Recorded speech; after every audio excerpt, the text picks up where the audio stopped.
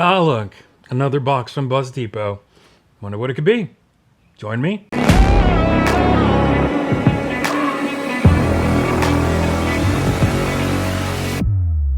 Good morning, happy Saturday, welcome back to the channel. So I'm gonna do a complete tune-up. This is a tune-up kit from BusDepot up in Pennsylvania. As you saw in the last video, I put the new exhaust on. Now everything can free flow, but it's still, after it warms up, it's still sputtering, has trouble running. Maybe it's still some fuel delivery issues, but we're gonna finish that, hopefully fix that with this tune-up kit. So let's see what's inside of here. All right, first thing, pack of spark plugs. These are NGK spark plugs. After that is a new rotor for a new rotor distributor cap. Sorry, this is the distributor cap. This, I believe, is the rotor. So we're replacing the rotor, the cap. And then in here is a new spark plug wire kit. So we're going to go from the cap, the rotor cap, and then replace all the wires that go to each of the spark plugs. And then finally, this was the big purchase. I almost cheaped out and didn't do it. But this, new injectors. New injectors all around. So I'm going to install those as well, because I've heard these can often go out and you have to like get a DeWalt battery and put them on there, a 9-volt battery, to try and wake them up. We're going to bypass that, and we're just going to replace all 4 of the fuel injectors as well. So that should eliminate any problems. Right, so let's go ahead and get started here. So first thing first, I need to locate all of these distributor wires and get them out. Wow, that's messy. And it looks like getting some snips because these are zip tied, and pop that one off. 2 zip ties, 3 zip ties. Looks like the air box is gonna need to come off too, so come on a little closer, check it out, check it out. Okay, so distributor cap is right here. This is the main, right in the middle, so we'll get that undone. Probably do some cable management while we're at it. Let's find the other side and pop that out. There we go. So, not too terrible. Kind of corroded though. So that's the main. And from what I've seen on videos, middle is the main. And then looking at it, there's 4 on each side. And the ones on the left, the driver's side, go directly to where they need to go. So top left goes to that cylinder, bottom left, that cylinder. And then the 2 on the passenger side crisscross. So top right goes to the bottom, and then bottom right goes to the top. Passenger side, of course, but it still splits like this. So let's take the rest of these out of here. Wait a second. I haven't taken any. Are you kidding me? Are you? What? What? Did you see me remove this end? I don't think I'm not crazy, right? I didn't remove this end. So could that be why it wasn't running right? Because this stupid thing wasn't even connected? We're replacing it anyways. Maybe I undid it. Nope, I definitely didn't undo it. I would have remembered it. Jeez, I would have remembered that. So it's very possible that first cylinder, I don't even know if it's cylinder 1, I gotta look that up again. The driver's side top cylinder might not have even been connected to the spark plug. So, one at a time though, one at a time. So I got all these off. Now we gotta loosen the rotor. And, oh, no, we gotta undo these, undo this. So, we can get this next step done, get a flathead. So much easier than working on a Subaru though, still. So, gotta take the air box off.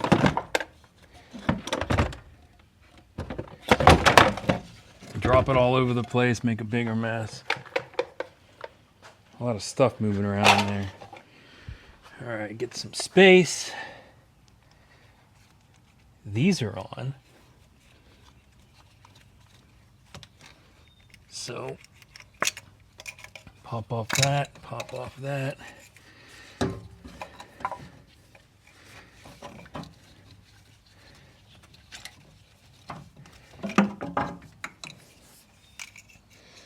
Right. Corroded again. I don't know if you can see it. I can't touch the camera because my hands are nasty. Oh, they did put some dielectric grease in there. But very corroded, very nasty. So either way, this needs to be done. Get a couple of random extensions. Let's get my socket set out, and we'll take out the first spark plug and see what we're looking at. I'll start with the first one way down there. Line this up on there, and we're going to do this gently. Oh. Well, you saw my video on doing this on my Subaru RS. I had to put an impact onto it. This one, I think the wind could take it off. So this spark plug was not even tight in there. I could have stuck my hand down here and just taken it off. There we go. Okay, so it's on there, but it's not that tight. Definitely not seized in place. They probably put some good old copper anti-seize, which is on the front of my shirt. I didn't realize that. I haven't even started working yet. I don't even know how I got anti-seize on my shirt. I don't know.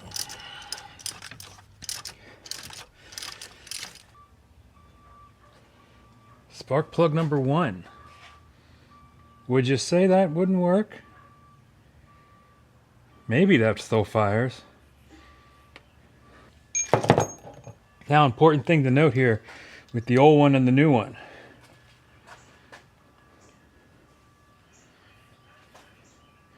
New one is, of course, on the left. You have to get some pliers, and you need to take off that little cap on there. It just screws on. It won't work if you leave that cap on there. So I'm going to put first I'm going to get this cap off, put a little dielectric grease on it, and a little copper anti-seize. Actually, I don't think I have any dielectric grease. All right, as you can see here, we got it off. I just took a pair of vice grips and gave it the lightest of turns, and it just comes right off. And I'm putting just a little bit of copper anti-seize on these things, just a tad. And I'll get it started by hand. Forget where I put my wrench.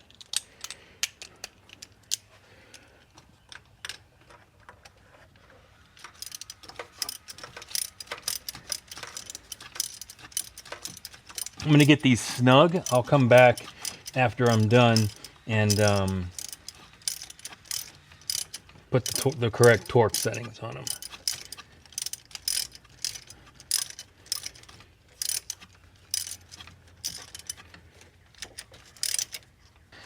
Feels like what might be the problem with these is you really have to wiggle the socket on there. You think it's on, which maybe the previous shop thought it was on there and it wasn't. Go, first one on. Luckily my AC compressor, which I don't know why is plugged in still,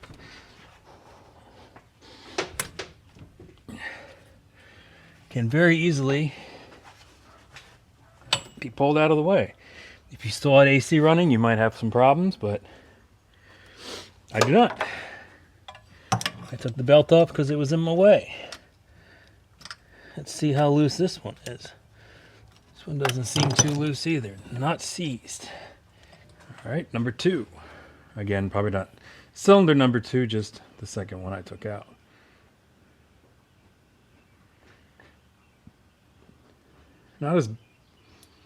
I'd say not as bad as the first one, but I don't see much of a point on that anymore. And I am checking the gap on these off camera. So far they have been fantastic. And for those wondering, the appropriate spark plug gap is 0.28 for these. This one's threaded all the way in without any problems. That's interesting.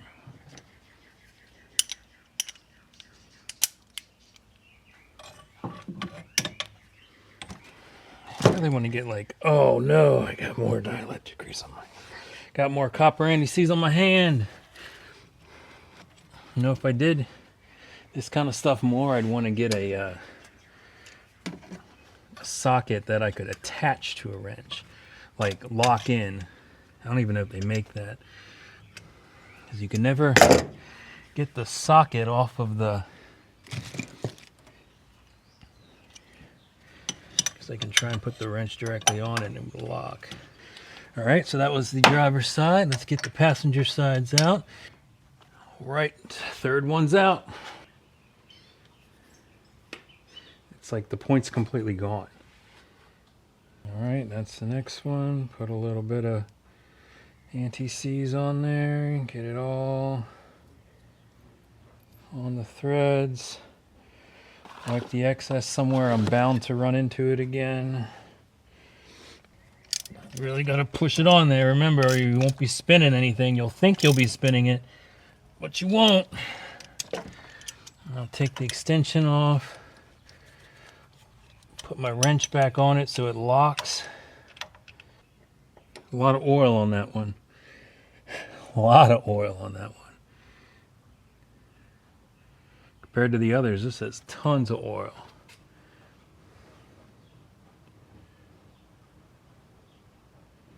Alright. Go prepare the next. Alright, we got this one gapped, prepped, and copper anti-seized. Spark plugs are replaced. Now we just need to do the, I'm going to do the injectors now, because look how nasty those things look. So down here are the two fuel injectors. Looks like same deal. You push and release. I'll put this one back here. I don't know if you can mix them up, but I don't want to try. And two over there. I have a feeling I'm going to be replacing these hoses. We'll see how much of a mess that makes. Ooh, that bolt.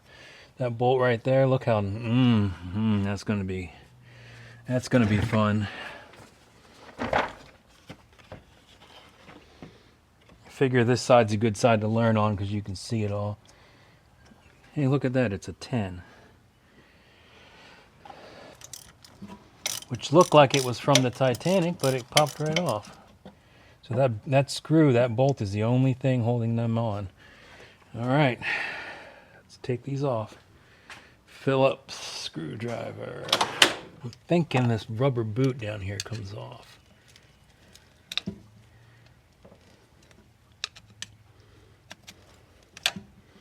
Yeah. Well, in that case, it dry rots and completely breaks off, but then that will let me get the this locking, this metal locking ring off. Fun times. The replacements I got, as you saw, don't have that rubber boot, and I just ripped away. Might have to improvise. So I'm trying a little improvisation right now. So this is the old rubber boot that goes on the end of this injector. I have a Amazon pack of these. They're like grommets where you can, well, I cut this one already, but you can poke a hole through here, and that's what I did. I poked a hole through there, and you see there's a grommet right there around it. So hopefully that will fit exactly perfectly. It doesn't have to be that perfect. So let me go cut this one and get the other one lined up, then we'll check it out. That's a weird one. Look how this bends. So same thing.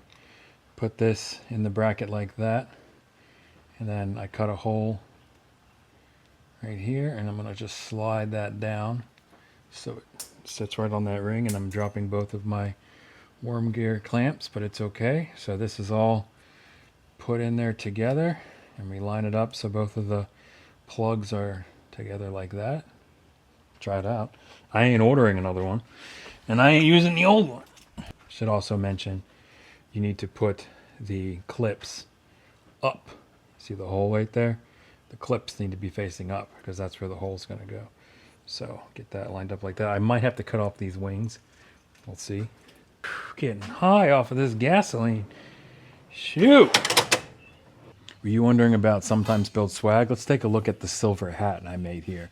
So this is embroidered on here, Sometimes Builds. This is a Flex Fit branded hat, so official Flex Fit. It's really hard to say, official Flex Fit hat. This is the large, extra large model because I have a big head and I can never find hats that fit comfortably, so I went ahead and got the bigger size. If you have a smaller size, let me know. I can always get some printed up or stitched up. Just let me know. But so far we have these hats in silver and dark gray. So check it out, sometimesbuilds.com. So as you can see, got these on there pushed down all the way. That was difficult. Should have put some lubricant on there. Tighten these both down. Grommets on there. I found these little tiny grommets. Trying to make sure there's not another one. I feel like there's another one. Nope, there it is. Fell all the way down to the floor. There it is. So it does come with these little grommets. You need to put them back on the tip.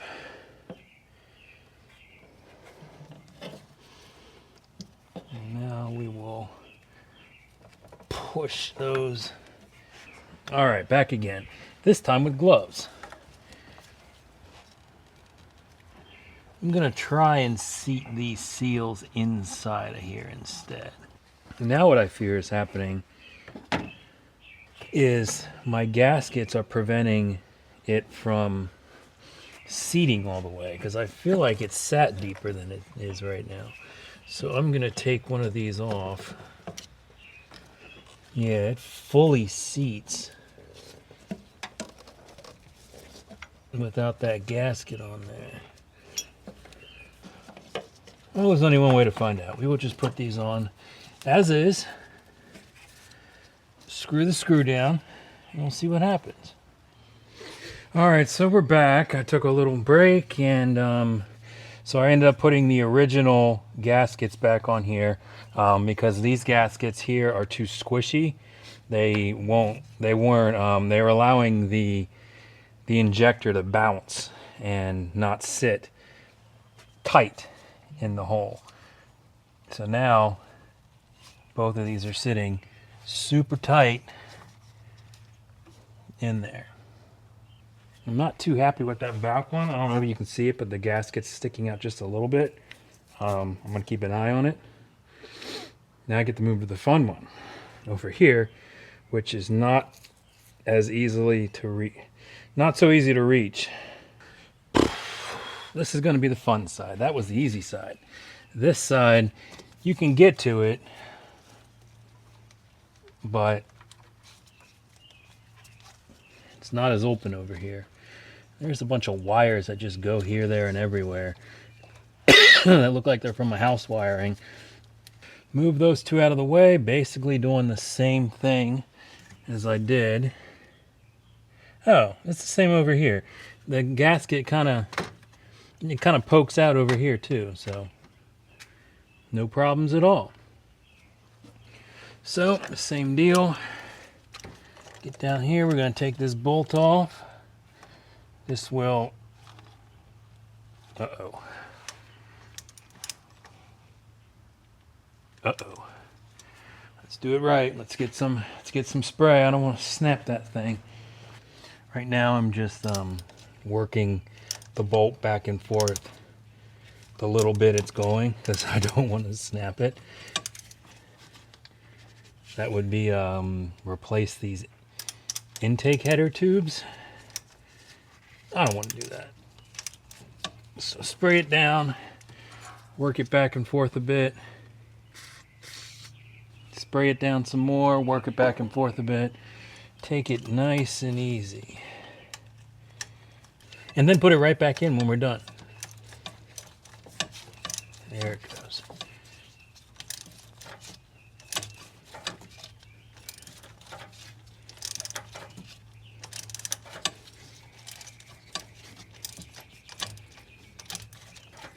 Got the bolt mostly out.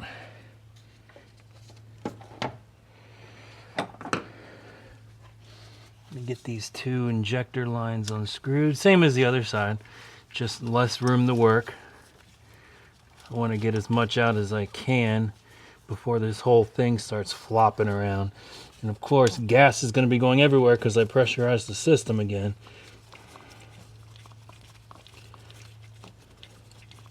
It's a little gas on the headers. It's all right. It's all right. Look at that. It's amazing that even worked. A lot of fumes in the air. Look how nasty those are. Now, what I want to try to do is break these gaskets in a very strategic place so they slip back on the new one. That's going to be some feedback. Not terrible feedback, just feedback to provide to BusDepot. If they're going to sell a tune-up kit for a Vanagon, include these. Include these too. I'll pay the extra $5 for it, but tell me I need it. I'm just frustrated that I receive all of this. I'm ready to go, and then, oh, well, I should. If I break these fully, I got to basically park it and wait for the next shipment to get here. That is the frustrating part. Got the other one off without breaking it. That's off. Alright, took a little bit of a break. Remembering what I did. Okay, so we have all the injectors installed. Hoses clamped back onto the fuel rails.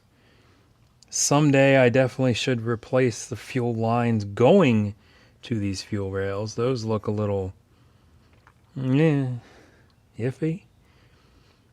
So that's good. Next is cap and rotor time. And then we're good. We're done. We just got a cap and rotor. So, let's see. Let's zoom on in.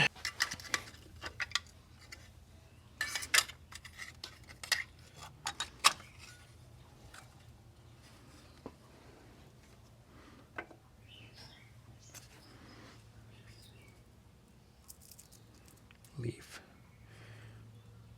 Ooh, even these look a little gnarly. So, not sure exactly how this goes in, but I'm going to line it up exactly how I see it. I don't know if you can see this. You can see in there, there's definitely a lot of wear on the rotor. Like you can see black spots all over the inside here. So, we're going to remove this. Since I don't know, it probably doesn't matter. I'm just going to line up the logo here. Okay, so that's the cap. Let's check out the rotor. Not terrible. But installing a new one is just like that. Okay, I didn't watch any videos on this part. I'm winging it. So basically need these little lips right here to sit. Shady looking ground. All right, cap replaced. Next is spark plug wires. You get 2 short ones and 2 long ones. Obviously, we're going to make these short ones go to the driver's side. So I'll have that go there. And I'm seeing that you got to wiggle it. You got to wiggle the wire so you feel it click, click, click, click, click all the way down. So remember, on here, top left goes that direction, bottom left goes that direction, and then with our longer ones, we crisscross. The top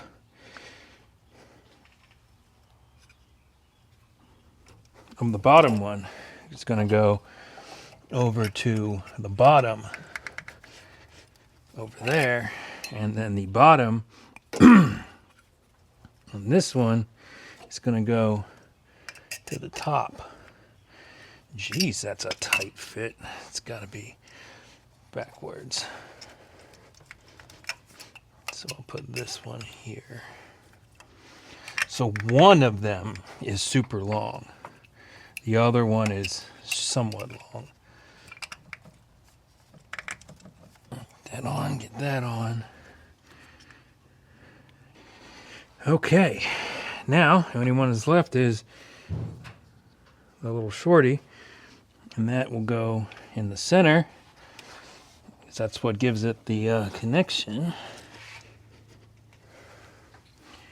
And then this goes onto a connector.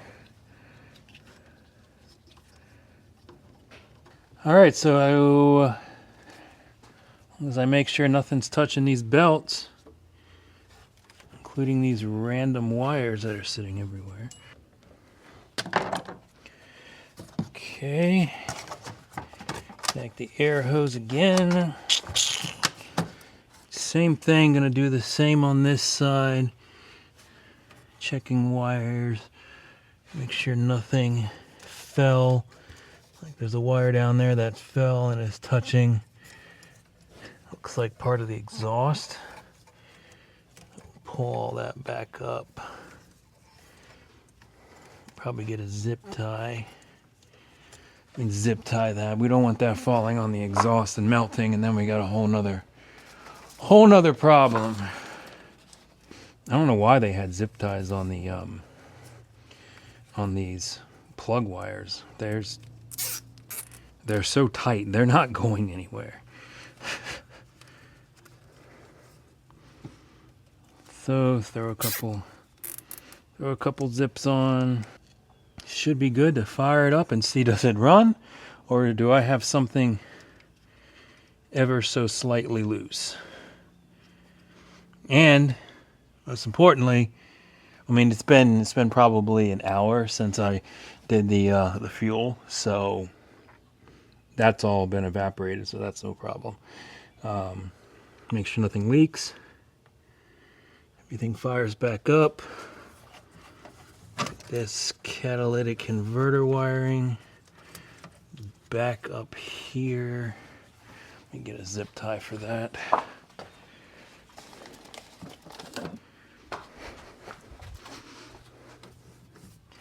Basically, I don't want to cause any new issues with cabling I've touched going where it shouldn't be. All right, let's fire it up. Hopping up front, let's prime the gas a few times.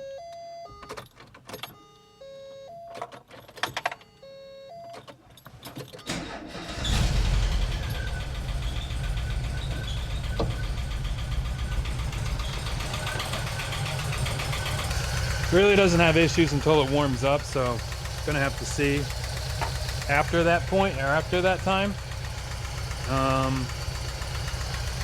Meanwhile, I'll clean up a little bit, some of this junk out of here, and then we'll see, because I need to pull it out because it's starting to smell in here.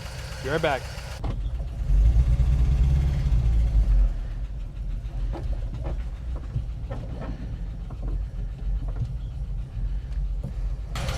Also a good test, I have it on some fresh concrete so we can both see. Let me turn these lights on. It's a little bright. Oh, maybe not. Maybe y'all need this light. We'll be able to see if the gas is leaking at all. So far it looks fine. But it was starting to really smell in here. We'll see what happens. It might be misfiring still. It's hard to tell. Oh, it's really starting to stink in here.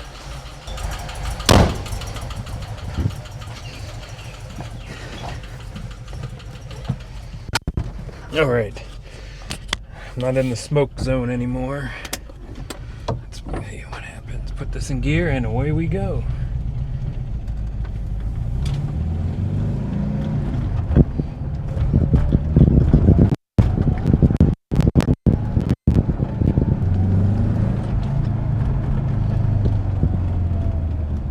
Dang, brakes feel so good.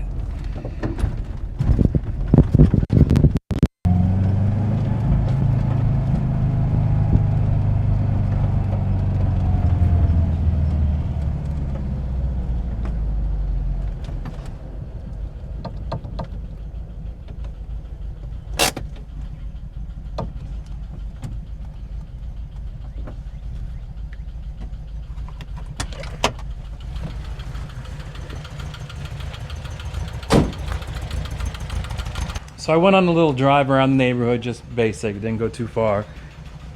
It wasn't that bad. It kind of felt like it had a little more power. Right now it feels like at idle, it's like you can kind of hear it behind me. It's like misfiring a little, or it sounds like it's misfiring a little bit, like it's just struggling. But when I was on the gas and moving, it moved, it went. Now if I hit the brakes and had to, you know, make a turn, I could feel it like kug, kug, when it tried to make the turn. So like right now it's kind of, probably can't hear it. So maybe over this weekend I'll take it on a drive a little bit further out, you know, with Uncle Charlie in tow with the truck, so he can pull me back if it doesn't work. Still would overheat. I haven't figured out the whole cooling system problem yet, but it seems like this tune-up kit from BusDepot worked out pretty good. I mean, all of the parts seem very old, so it's good that they were refreshed. Only thing I would say is if BusDepot would include the gaskets for the injectors in the kit, because I didn't know I needed them, and if you are replacing this anytime recently, you probably need them because they're going to fall apart. That would be the only thing I would say I would want to replace.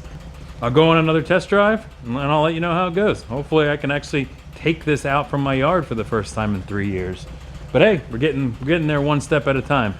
Thank you for joining. If you like this kind of content, please drop a subscribe down below. It's free, doesn't cost you anything. You just hit the subscribe button. So when more videos from Vanagons, Kubotas, random work around the yard, whatever I might be getting into, the abandoned WRX, when those videos drop, they'll go to your front page. That's what subscribing does. If you like this video, drop a thumbs up down below.